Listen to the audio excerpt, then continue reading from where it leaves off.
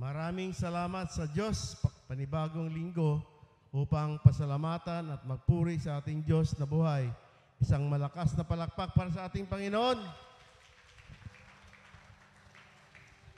And incidentally, today is the first Sunday of the year 2024. So i-greet natin ng bawat isa ng Happy New Year!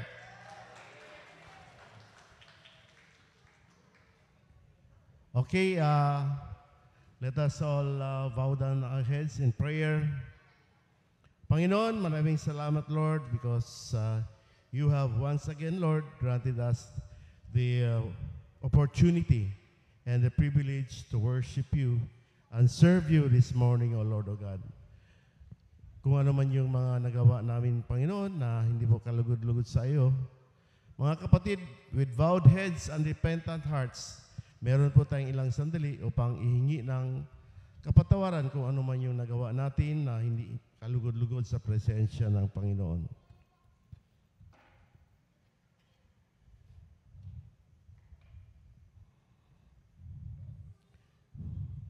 Thank you, Lord, because you are a very merciful God, O Lord.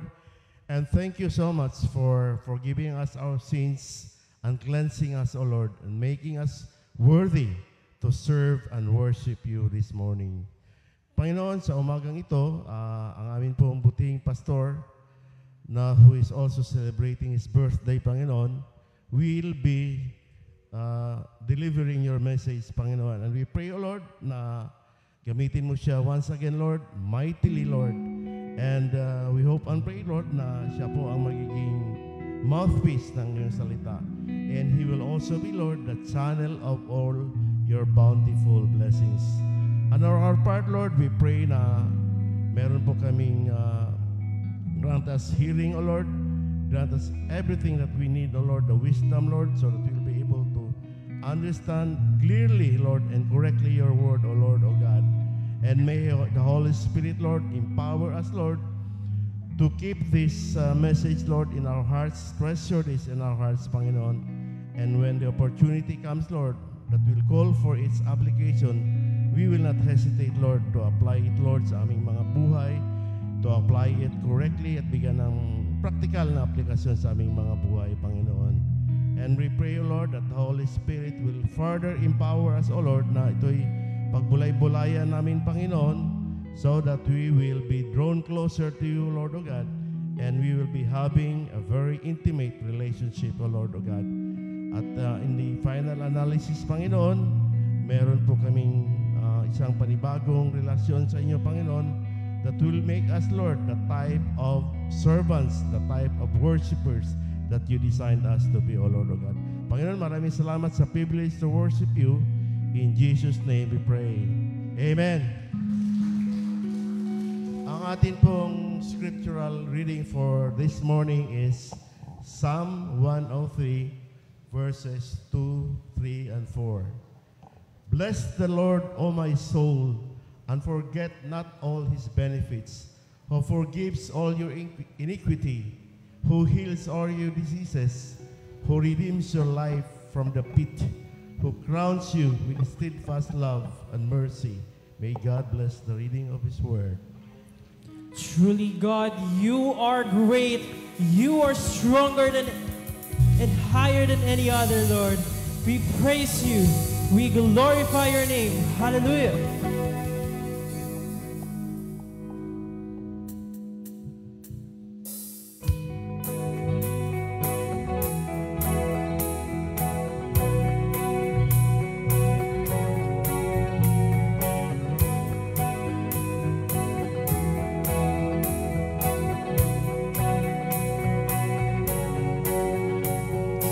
Water turning wine, open the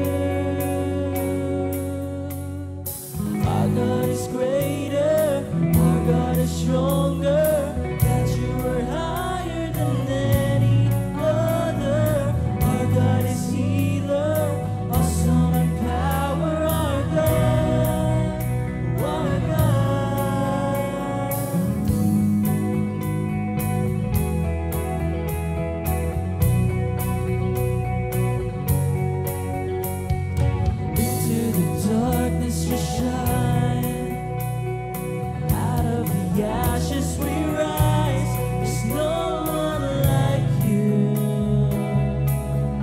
none like you. Our God is greater, our God is stronger. God, you are higher than any other. Our God is healer, awesome in power. Our God, our God. Our God is greater, our God is stronger. God, you are higher than any other. Our God is healer, awesome in power. Our God, our God.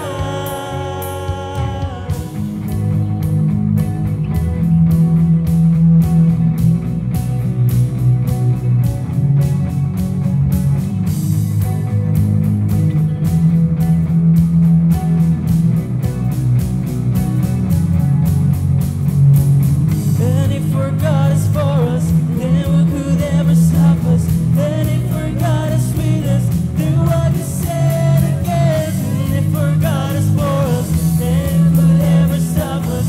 And if our God is with us, then what can stand against?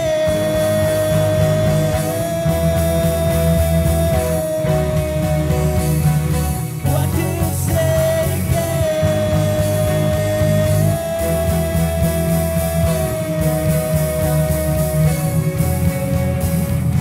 Our God is greater, our God is stronger. God, you are higher than any other. Our God is healer, awesome in power. Our God, our God. Our God is greater, our God is stronger. God, you are higher than any other. Our God is healer, awesome in power. Our God, our God. And if our God is for us, then who could ever stop us? And if our God is with us, then what can stand against? And if our God is for us, then who could ever stop us? And if our God is with us, then what can stand against?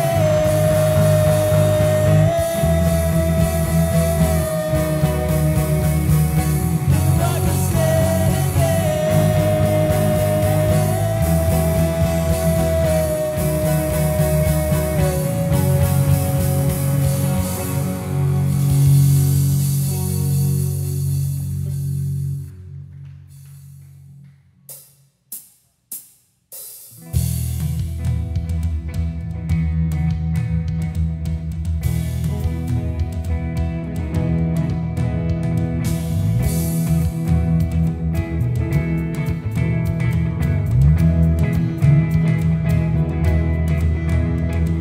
Ngayong talay kalikasan, kayo'y magbibigay tangan sa isang katulad ko sasaktan.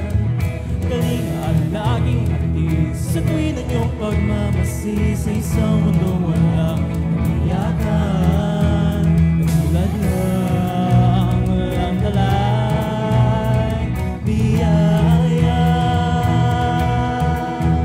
Paghari ang ngiti, kapagdakan. Umaawis, masamba, sa bibig ng iyong pag-ibig, O Ama.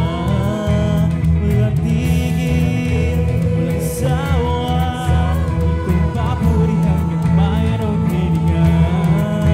At sa sarap nito gagawin, ginhawa.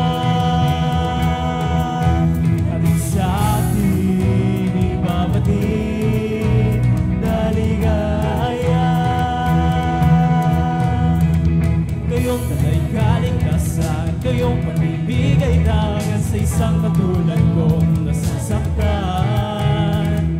Kalinga ang laging hatid sa tuwin ng iyong pagmamasi sa isang mundong walang katiyakan.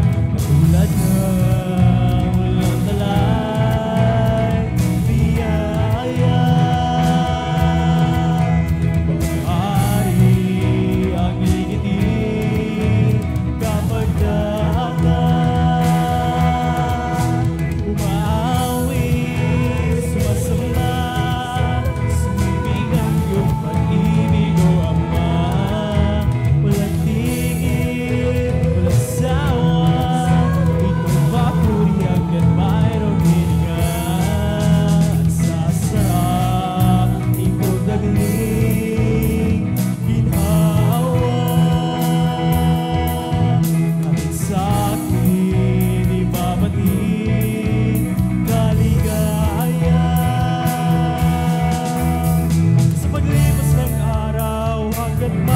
nagtatanaw na liwanag.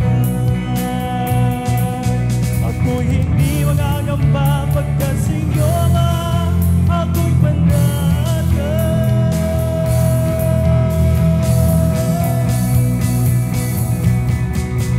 Umaawit, sumasamba, sining ng iyong pag-ibig ko, Ama.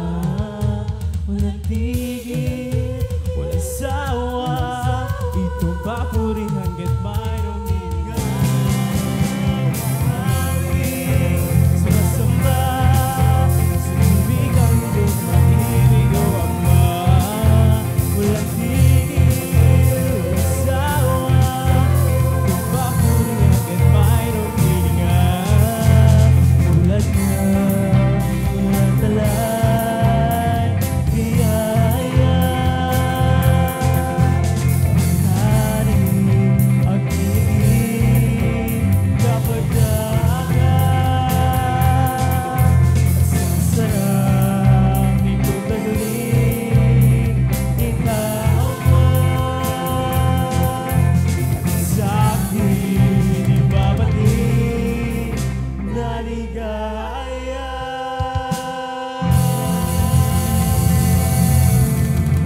Karapat dapat kang papurihan, Panginoon. Bigyan ng awit, Lord God, at pagsamba, Lord God. Kaya muli, aming Diyos, narito kami upang bigyan ka ng papuri at awit, Lord God. Nawa, Lord God, na may tama namin ito sa aming mga puso at maluwalhati namin ang iyong pangalan.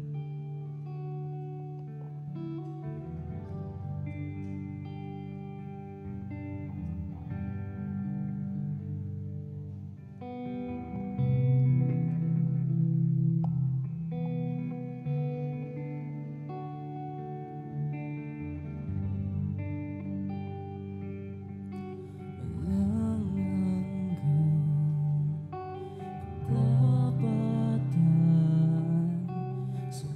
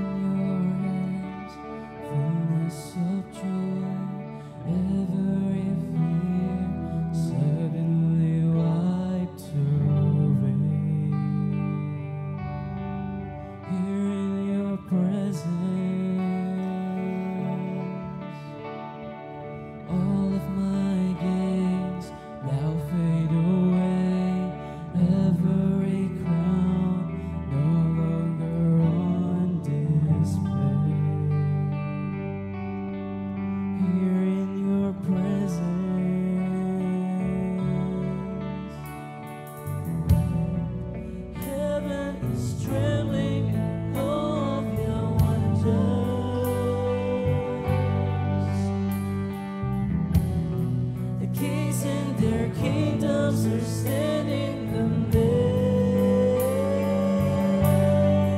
Here in your presence,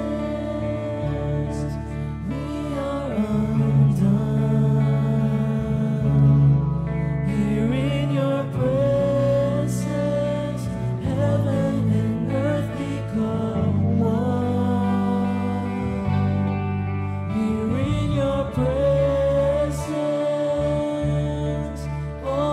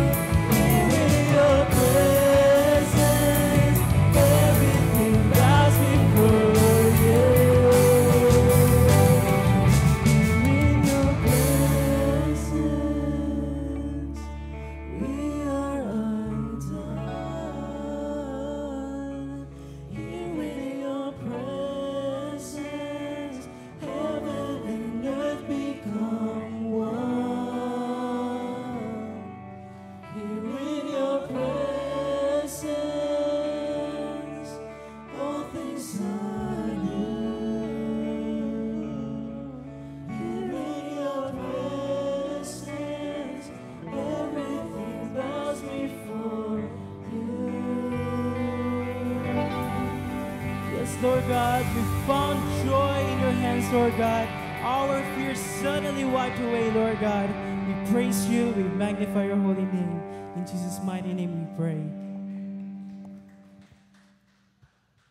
Wala talagang makakapigil sa kapangyarihan ng Panginoon. There is no other power and in the power of the mighty Jesus Christ. Merong mag-asawa, no? Palakpakan natin muli ang Panginoon. Merong dalawang mag-asawa na nag-honeymoon sila sa ship, sa barko. While they're on honeymoon, nagkaroon ng trahedya. Yung barko ay lulubog. Now, yung safety boat na pwedeng particular na pwede lang sa mga passenger ay isa lang. So, yung particular na safety boat, ang sabi ng babae, ikaw na ang sumakay. So, sumakay yung lalaki. The short story is, lumubog yung barko, namatay yung kanyang asawang babae. Ang sabi ng teacher, kasi kinukwento ng teacher sa kanyang classroom ano sa palagay nyo yung sinabi ng asawang babae sa kanyang asawang lalaki? Naku, lahat ng estudyante nagtaasan ng kamay, no? Taasan sila. Alam niyo sinabi, I hate you! Binulag mo ako ng pag-ibig mo! That's all yung estudyante. Pero may isang estudyante na nakaupo sa hulihan. Na-amaze itong teacher. Nilapitan niya, tinanong niya. Sabi niya, bakit tahimik ka? Sabi niya, kasi po, alam ko yung sagot doon sa tinatanong niyo, ma'am. Ang sabi ng bata,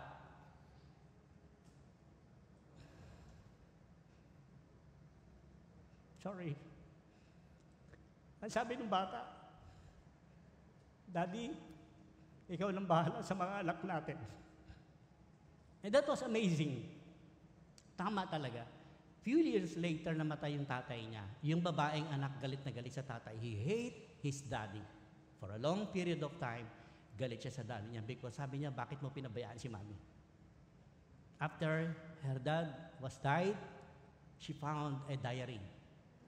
Alam niya, natagpuan siya diary?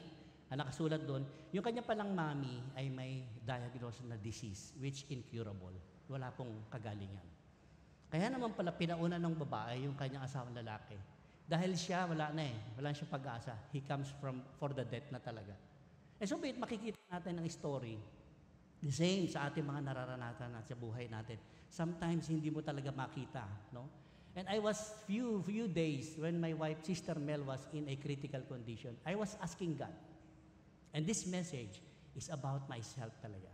Sabi ko, paano kaya ako makakakuha ng kalakasan? How can I get a strong, strength physically and mentally, emotionally, especially spiritually? Wala po ako makita talaga sa mga pinipris ko na pangako ng Diyos na pwede ko pong hawakan ngayon.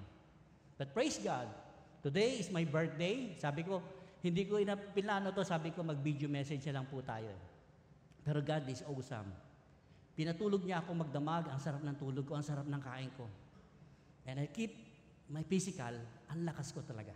Kanina umaga, I was asking God, Lord, anong gusto mong gawin ko para sa'yo? Pa-birthday ko sa'yo.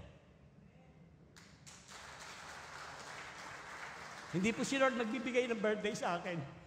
Ako po ang magbibigay ng pa-birthday sa Kanya. At nandito ako ngayon sa harapan ninyo. I was standing by faith in the Lord Jesus Christ. Ito ang binigay sa akin sagot.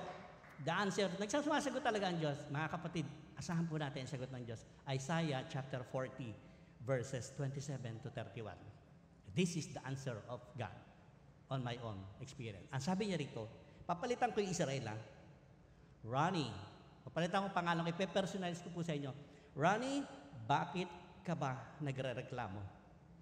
Na tila hindi pansin niya ang kabalisan mo o hindi nalalalayan sa kapiyang nararanasan. This is my question. Personal question ko po. But sometimes, sabi ko nga, sorry Lord, nagkakamali ako ng, even in my mind, I don't want to be overseen by God, yung sa bibig ko po. And this word comes from the Word of God. Ayoko magkasala dahil yung magsasalita ako, okay lang sa isip ko yan Nag-aalangan ako, nag-aalinlangan ako, natatakot ako. Lahat yan nasa isip ko po, sa puso ko talaga. But then, iniiwasan ko pong makapagsalita sa Diyos. And this word comes from the scripture na pwede kong panghawakan. Tama ito, Israel is being Jacob. Or pwede natin i-personalize sa buhay natin. Ako ito Verse 28. Hindi ba ninyo nalalaman, di ba ninyo naririnig na itong si Yahweh ang walang hanggang Diyos, ang siyang lumikha ng buong daigdig. Hindi siya napapagod, sa isipan niya ay walang makakaunawa. The word Yahweh, I want to change Yahweh, Jesus.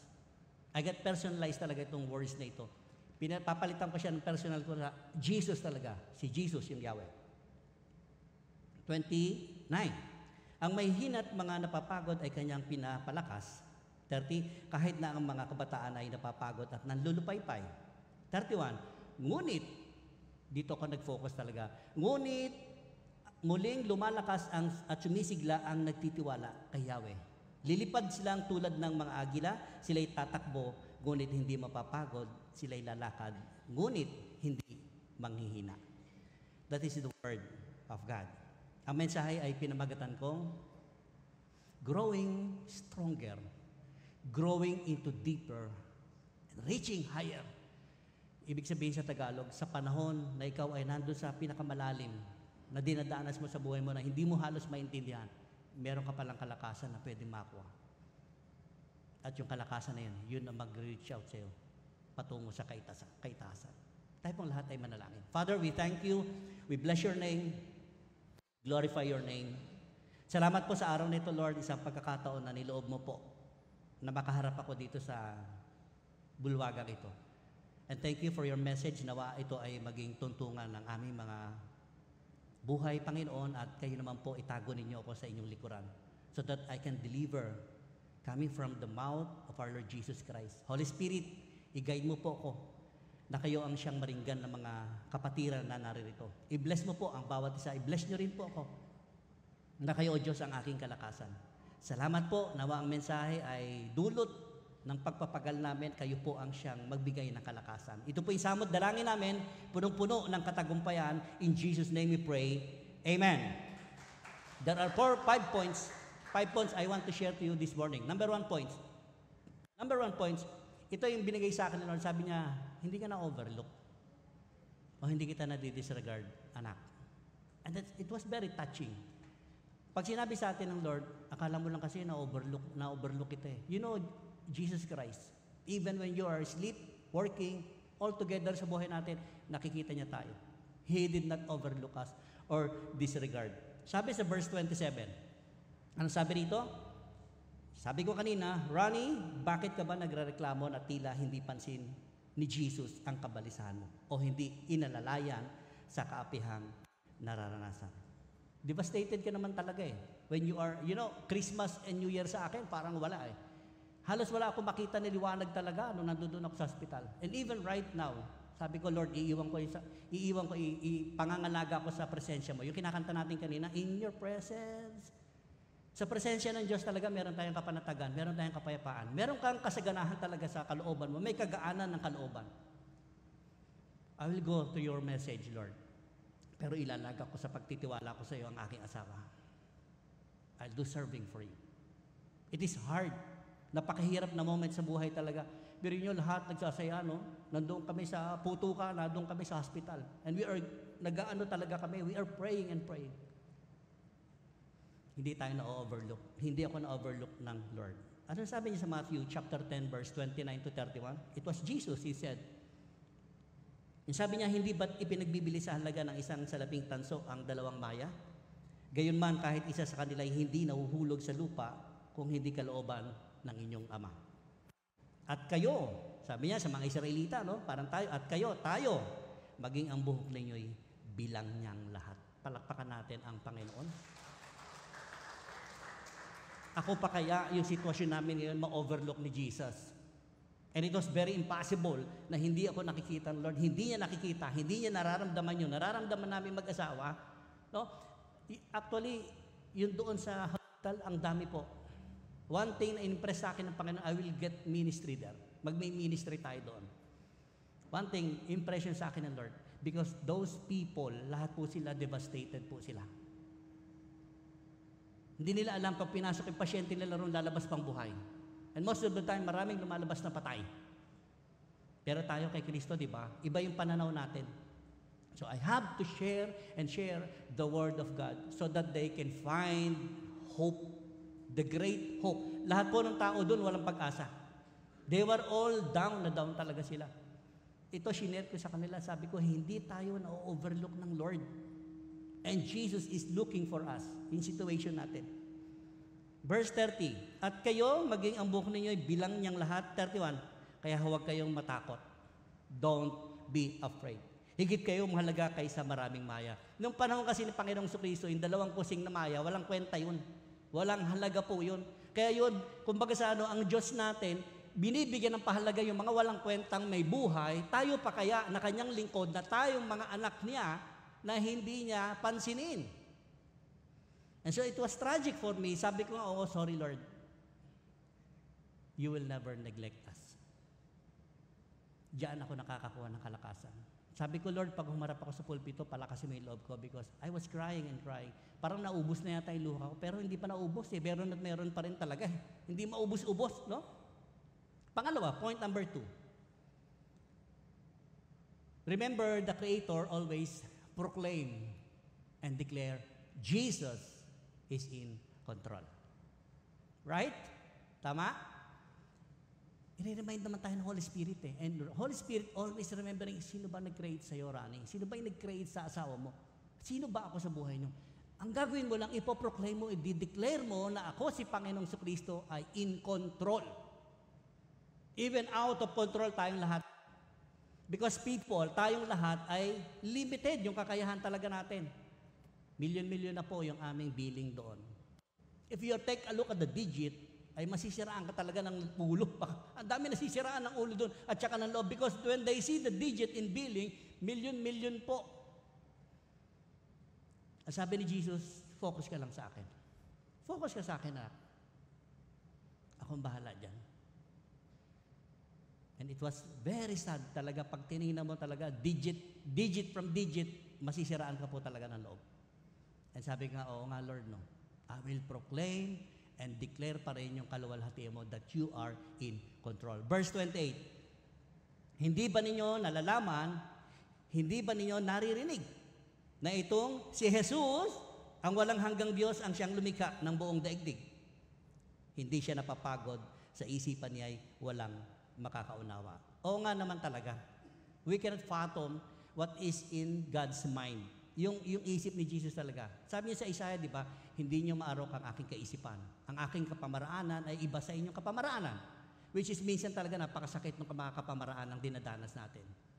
But hindi mo na dapat balikan pa. Bakit naranasan mo yun? Kasi yung taong may sakit po, naniniwala ko, pagka siya ay in bed ridden sa hospital, ang dami po pumapasok sa isip niya. Malamang isa sa naisip niya, kasalanan ko ito, kaya ako nandito. Papaano na kaya yung pamilya ko? Papaano na kaya yung mga anak ko?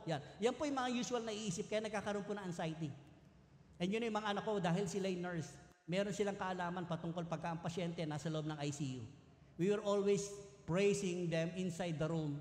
Kahit na malayo ko, pintuan lang kasi, hindi ka pwede pumasok, bintana lang, bubuksan, no? O sir, oras lang, nandun ka lang, iyak ka kami ng iyak doon sa bintana lang. And we are praising, kumakanta kami ron, sabi namin, we will praise you, Lord. We will choose to praise you in the middle of the storm. Palakpakan natin si Jesus. Magagawa ba na normal na tao yun? Di ba hindi? And because we are children of God, we are servant of God, meron sa puso pa rin natin, kahit na natitirang katiting, na may pananampalataya tayo na isa-save ng Lord yung mahal natin sa buhay. And all these things happen in your faith, in my faith. Salamat po sa inyong mga panalangin talaga. And we were so grateful talaga sa mga panalangin na maraming nananalangin, dinidinig talaga ng Diyos. Dinidinig ng Diyos. So grateful. Ang family namin, overwhelmed, in spite that there is so many difficulties, yung mga anak po hindi makauwi, expired yung kanilang visa. These things, pagka wala ka sa Panginoon, magugulimahanan ka na, talaga naman sasabihin mo, bakit nangyari sa amin to? But instead po, mga kapatid, we choose to proclaim and declare that Jesus is in control. Wala naman po tayo talaga magagawa eh. Yun ang sinabi ko sa sarili, ano bang pwede kong gawin? I will do my part, Lord, but the rest will be yours. Nasa iyong mga kamay na talaga. Yung paglalagak, pagtitiwala po. Genesis chapter 1. Pag tinin natin itong creation, totoo naman talaga, nang pasimula ay nilikha ng Diyos ang langit at lupa. Ibig sabihin, minsan pagkagabi, tumingala ako dun sa langit, oo nga, no, hindi ko kayang bilangin ng bituin. And who is the Creator? Hindi nagbabanggaan ng mga yan. Tayo pa kaya na mahal ng Diyos, na pinakamahalaga sa Kanya. Iniingatan tayo ng Diyos. Tayo pa kaya na hindi niya bigyan ng pansin. And all we have to do is praise Him, glorify Him. Point number 3. God is the source of strength. Yes. Kung mananangan lang po ako sa aking sariling kalakasan, wala na po. Baka nauna po ako doon sa aking asawa. Totoo po yun. Yung bibili ka lang ng gamot, tapos sasabihin siya, bili mo, 34,000, isang saksakan lang, 34,000. Saan mo kukunin yung mga pera na yun? Wala. Kung aasa ako sa sarili ko, wala na po. Sabi ko sa Lord, Lord, baka mauna pa ako sa asawa ko. Aatakihin ako sa puso dito sa mga binibili kong presyong gamot. One time lang po, ang bilihan ng gamot, 8,000 po. 8,000 lang po. One time na bilihan. Pinakamababa po yung 2,500, 2,300. But yes, because the source of the strength is Jesus. Jesus. The more deeper tayo na nakakilala sa Panginoon, the more deeper na nagpapakilala siya sa atin, ito yung ating source of strength. Yung mga material, yung mga financial, pagkakaloob lang ng Panginoon yan. Just put your faith. Verse 29, ang sabi niya, ang mahihina at mga napapagod ay Kanyang pinapalakas. At totoo naman talaga. Totoo ito. Inaamin ko, nagiging mahina talaga ako. Into the depth ng kahinaan ko, nandoon ako. Kahit kami mga pastor. Baka tingin nyo lang, malakas ako doon nga sa hospital. Sabi lang, Pastor, parang hindi kayo nararatel, parang hindi kayo nag-worry. No. Pagka ako'y nakikipag-usap ng personal sa Panginoon, doon talaga iniiyak sa kanila, Lord, napakahina ako ngayon. Wala akong matungtungan na pwede ko maging kalakasan sa oras na to. But the Word of God itself, it puts the strength, energy. No? Bibigyan talaga tayo ng Panginoon. Ibubulong naman niya sa atin. Manahimik ka. Yung mga personal na sabi sa akin, manahimik ka, kumain ka, matulog ka. Kinabukasan, panibagong pagpapala, panibagong blessing. Because today is the new blessing na itatawid ang buhay ng asawa ko ng ating Panginoong Kristo. Napakaganda, di po ba? From Friday night, nag-devastated na po si Mrs. Ang prayer ko na lang po, talaga, Lord, yung personal prayer ko sa kanya, palakasin mo, Lord, physical na katawan ng asawa ko. Because kung makakapagsalita asawa ko, siguro sasabihin sa akin pa, ayoko na. Ayoko na. Pagod na ako. Nadidisanin ko yun. Pagod na pagod yung asawa ko. Kaya yung best para sa asawa ko, dulutan mo ako, Panginoon, ng puso na papagtanggap ngayon. Prepare mo ako. Prepare my family. If it is for her good. In the first place naman, doon din siya pupunta sa Panginoon eh. Hindi po namin sinusukuan ang asawa ko. We will never stop. We will never surrender.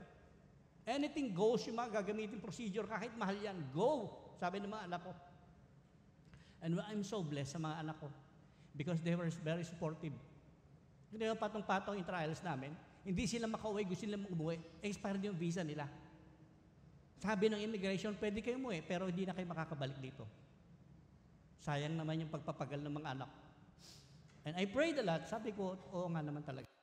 Kung itong panahon nanghihina tayo, bibigyan tayo ng kalakasan ng Panginoon. Siya ang magpapalakas sa atin. 1 John 1:9. Ito naman, hindi naman tungkol sa kasalanan lang nagawa natin eh. Tingnan nyo, subalit kung ipinapahayag natin ang ating mga kasalanan, patatawarin tayo ng Diyos sa mga ito. At lilinisin tayo sa lahat ng ating kasalanan sapagkat siya ay tapat at matuwid. I want to highlight, sapagkat siya ay tapat at matuwid. Walang pwedeng hindi ibigay sa atin ng Diyos kapag tayo lumapit sa Kanya at inamin natin kung ano yung sitwasyon natin. He is just and faithful po, mga kapatid. Not just only for our sins, but because what we have, ano yung situation natin, yun ang gustong makita sa atin ng Panginoon. At yun ang bibigyan niya ng kalakasan sa atin. And it was there.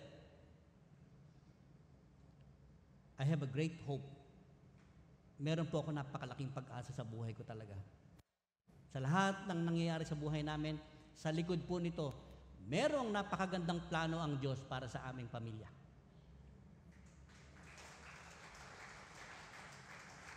Why I stand sa inyong harapan. Because God is merciful, compassionate, kindness, na lahat na nasa Kanya eh. Ano pa ba yung hahanapin natin sa Kanya? Ang gagawin lang talaga natin, we will put our trust in Him. All these things fall in our faith sa ating pananalig. Point number 4. Ito pa yung very devastated ako. Remember, as a child of God, you are different from this world. Wow! Sabi ko, oo nga, hindi ko na-realize to eh. Nung panahon ako eh, bagsak na bagsak yung pananampalataya ko eh. Ang sabi niya, alam mo ba anak? Different ka sa lahat ng nilikha ko dyan sa mundo. Anak kita, lingkod kita, iba ka sa kanila. We are different mga kapatid. Napakasarap, di ba? Parang sinasabi natin sa mga anak natin, anak, iba ka sa mga kapitbahay na anak nila. Anak kita, meron kang malaking pribilehiyo. Sa verse 30, kahit na ang mga kabataan napapagod at nanlulupaypay. Ano ibig sabihin dito? Kahit na malakas natin, di ba? Nangihina rin tayo, napapagod tayo. Even yung mga kabataan, sinasabi rito. Eh ngayon, kahit matanda na tayo, kuminsan nga, nauna yung kabataan na mamatay sa atin, mauna sa ating gumraduate eh. Di ba? Pero, bakit natin, oo nga, hindi nababatay sa kalakasan ng edad o ng itsura ng tao, ang sabi rito, ikaw, different ka sa kanila. And you know what, mga kapatid? 4 consecutive nights na kami nag-Jesus study doon sa waiting area. And I was looking to that, parang ganito, napakarami namin dyan naghihintay. Mga relatives yun eh. So one day, nagpasaisip sa akin ng Panginoon, parang sabi niya, mag-share ka ng Word of God. It was started from the 3 person lang po. Ngayon, ang dami na po namin doon. Iba-iba po yung lumalapit. Hindi po ako nag-i-invite sa kanila. May mga umuupo lang po sa tabi namin. Si Aloy, makakasaksin si Aloy. And praise God. Praise God. Sa kabila nung nararanasan namin, ikaw ay patuloy pa rin naglilingkod na alin mo, napakasarap ng pakiramdam. Nawawala yung pangamba, nawawala yung takot. Ano ang napapalit? Kagalakan po. It was a joy from the heart na ikaw ay naglilingkod sa Panginoon sa kabila ng trial sa dinadanas mo, kapatid. Bumangon ka. Ang sabi Lord, bumangon ka dyan. Tutulungan kita. We have to help ourselves also. Isang bagay rin yan. Kailangan mo rin tulungan yung sarili mo. Kahit nga kabataan napapagod eh. Pero kapag ka tayo anak ng Diyos, hindi ka mapapagod, kapatid. The source of the strength is Jesus. Sabi ng mga ka-Bible study namin, Jesus study, Pastor, sana gabi-gabi ganito tayo. Aba, sabi ko, gusto niyo pa palang magtagal kami rito sa hospital. Ang laki na ng bill namin. Nagre-request pa. Can you imagine? Right? Kita niyo yung overwhelm ng Lord talaga, yung proseso ng Lord talaga. I have to go on this process. I have to go on this process. Sabi ko, kung ito yung talagang yung nararapat para daanan ko, Lord, sige, kasama kita eh. I will fear no evil, even the shadow of the death, the valley of death, sabi ni David, I will fear no evil. Ang dami pong mga promise ni Lord na pinakita sa akin, kaya sabi ko, magbibideo na lang ngayon eh. And I don't know, biglaan po talaga, sabi ni Lord, umalis ka dyan, punta ka ron sa church. Preach my word. Preach my goodness and faithfulness. Number 5. This was my heart, was so very, dito ko talaga, nabagbag talaga. Number 5, trust in the Lord with all your heart. And He, Jesus, will renew your strength. Paulit-ulit ko pong binabanggit ito, He will renew our strength. Because wala tayong lakas talaga, wala talaga akong lakas. Wala akong maasahan sa sarili ko po talaga. Kanino ako sasandal? Sa mga anak ko? Mas mahina yung mga anak ko. Yung mga anak ko sa akin kumukuha ng lakas. Sa asawa ko pang babae, wala nga pag nakikita ko, devastated ako daming tubo, dahil nakasaksak, ang dami lahat, machine, lahat nandun. Pag tumunog yung machine, takbuhan yung mga doktor. Hindi mo mababagbag yung damdamin mo talaga, pagka ganun pala. No? Ang dami ko po na-experience. Tatay ko, nanay ko, lahat, kapatid ko. Pero kakaiba pala pag-asawa. Pag-asawa talaga, nakabingit sa ganung uri ng karamdaman. Pero ang strength ni Jesus, patuloy at patuloy po. Sabi niya sa 31, ngunit muling malakas ang nagtitiwala kay Yahweh. Unang-unang gagawin natin, trust in the Lord with all your heart. Ang sabi ron, lalakas kang muli. Lilipad silang tulad ng mga agila, sila'y tatakbo, ngunit hindi mapapagod, sila'y lalakad, ngunit hindi manghihina. Kita niyo ginamit dito, eagles. Bakit eagle ang ginamit? Yun ang katangian pala ng eagles, pagka in-spread niya yung kanyang wings, it was about 6 to 7 feet ang wide. Ang laki, no? 6 to 7 feet. Why? Because eagles can fly, can soar above the storm. And it was great na binigay sa akin ng Panginoon. Sabi ng Lord, anak kita, I will strengthen you, I'll give you energy, you can soar like an eagle above the storm. The point is, mga kapatid, sometimes, or many times, experience ko po sa buhay ko, I was asking God, is this the truly servant na kailangan dumaan sa mga ganong pagsubok, which is hindi talaga kakayanin, kung sa sarili ko lang. But thank God, meron siyang word na pwede nating yakapin, balutin, baunin natin lahat. And I was so amazed talaga. Oo nga, magiging katulad pala ako ng isang agila na lilipad. Tinitingnan ko lang sa ilalim ng aking paglipad sa kaitaasan yung trials na dinadanas namin. Kasi few days ago, I was there, nasa baba ako, hindi ako makatingala po, mga kapatid. I was always looking down. At sabi ni Lord, tumingala ka sa akin. Yes, the answer is there. Above. The answer of Jesus is above. Now, if you take a look at Jesus, ano makikita mo? You're above your trials. Titingnan mo lang yung trials mo, ay ito pala yung trials namin. And I know that one day, when we look back on this experience, sasabihin natin, Jesus is a good shepherd. Tayo lahat ay yumuko sa presensya ng Panginoon. And as we proceed to the Holy Communion, Father, pinupuri ka namin sa pangalan ng aming Panginoong Kristo. Dinadakila ka namin sa araw na ito. We are so grateful na narinig namin ang mensahe mo. Patuloy mo nga po kaming lingapin, patuloy mo kaming arugain. Patuloy mo kami, Lord, pasandalin sa balikat ninyo. Pangkuin kami, Panginoon. Sumbong namin sa iyo lahat ng nararamdaman namin, nararanasan namin. At Lord, naniniwala kami, hindi mo kami bibiguin. You will never fail us, Lord. Because you are a great God, a sovereign God, who is in control of all these things. Many things in our lives, Lord, hindi namin makita yung promise mo. But you said in your words, wala kang binitawan na salita na bumagsak dito sa lupa at babalik sa iyo ng walang kabuluhan.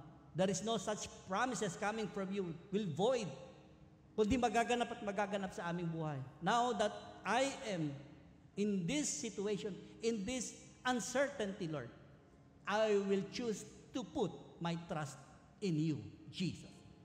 Maraming salamat. Ito po'y samot dalangin namin punong-puno ng pag-asa at katagumpayan sa aming mga buhay. In Jesus' name we pray. Amen.